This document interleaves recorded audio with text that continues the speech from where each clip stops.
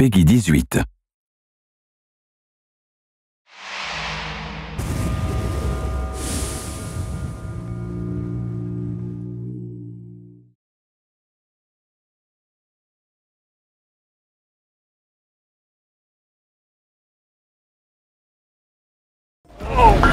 Oh, check these 4 puddles.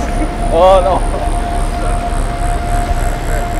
Oh shit.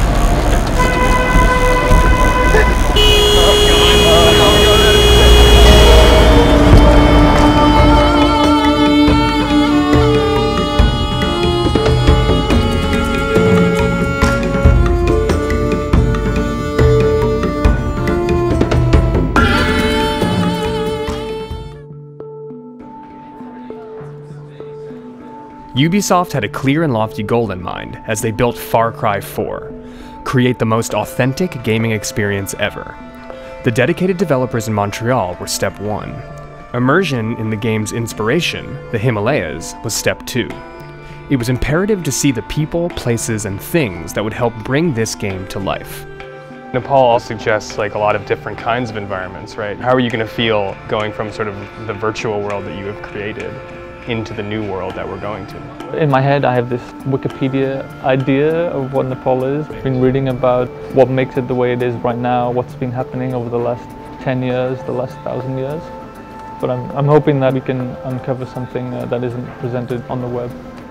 The expectations are going to be super high after Far Cry 3. We really want to push it and bring it to the next level. It's super important that the environment you're in feels believable. Like you can look around and understand the space and it feels like a real place from the real world. So being able to go to some of those locations is super interesting and super useful, just to see how the ground crunches under your feet and just the tiny little textures like that. And we can try and bring that extra level of authenticity to it.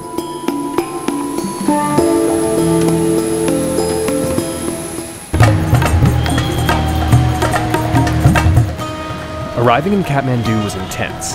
The end of the Nepali Civil War meant a mass migration into the city, and with it came mass pollution, overpopulation, and the sense that an ancient city wasn't ready for modernity to be thrust upon it. Everyone seemed to be experiencing that sensory overload, too. It's visually super noisy. I'm having trouble processing everything that I'm seeing because I'm trying to remember it all. I'm like, that's useful. Oh, that's super useful. That post is incredible. That texture is awesome. Right now, I'm just trying to absorb it all. Local rumor had it that an animal sacrifice was going to be happening to appease the gods after the monsoon, or maybe just to appease the gods in general. It was sort of unclear.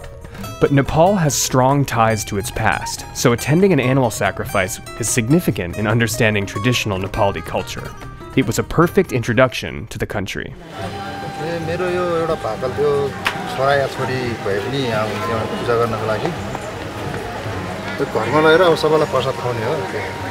So we've made it to Dakshina Kali Temple, where the goddess Kali asks for blood sacrifice from her devotees. That face is the face only a Kali could love. So we're gonna follow them to the altar where that goat will be sacrificed to slake the thirst of Kali.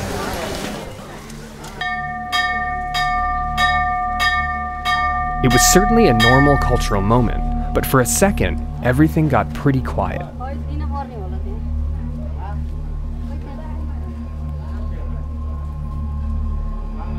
I was expecting like a clean cut, but the whole like slice and then guide. It's been super interesting to get this close to the source material.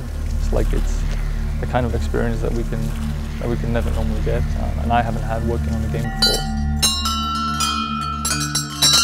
I didn't realize the significance of bells, especially around temples and places of worship. In my head before I went, I had this like very stereotypical kind of soundscape of what a place of worship sounded like. I think what we'll end up with is something that's less like a stock movie soundtrack kind of vibe, and we'll capture something that's much more realistic.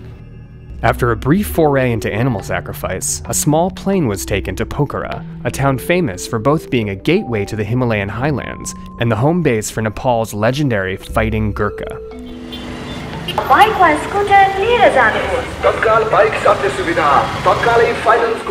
The legend of the Gurkha inspired the warriors created in the game. The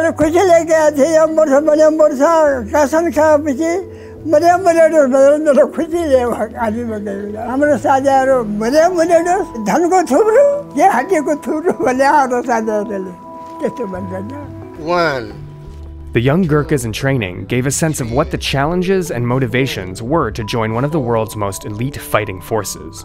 They were established by the British Empire in the mid-19th century and have fought alongside British special forces ever since. It's often said, if a man says he's not afraid of dying, he's either lying or is a Gurkha. Mark and Phil, you guys studied Gurkhas a lot as you were developing the game, right? Yeah. And so what is it like now actually meeting young dudes who are trying to be Gurkhas? It's interesting to meet the personalities behind that, just to see how dedicated people are to actually achieving that. Like these guys will try year after year after year to get in. The dedication is pretty intense. I have been trying British Army for 4 times, and this is my last time. Gurkhas are very closely associated with the kukri, a curved do-it-all weapon that's been referred to as the Gurkha blade.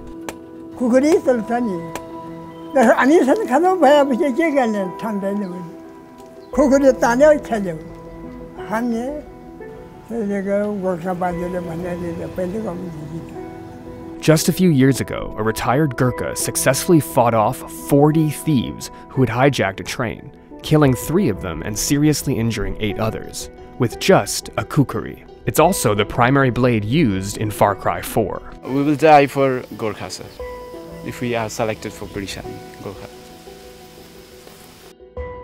It was becoming apparent that pride came with being a native of the Himalayas. As the journey continued towards the guerrilla trail, the roads were getting narrower and more perilous. The conversations with the young Gurkhas weighed heavily on everyone's minds. There was a looming sense that an intense few days were to come, as the developers were going to meet the real people behind the game they wanted to create, people whose lives had been torn apart by the Civil War.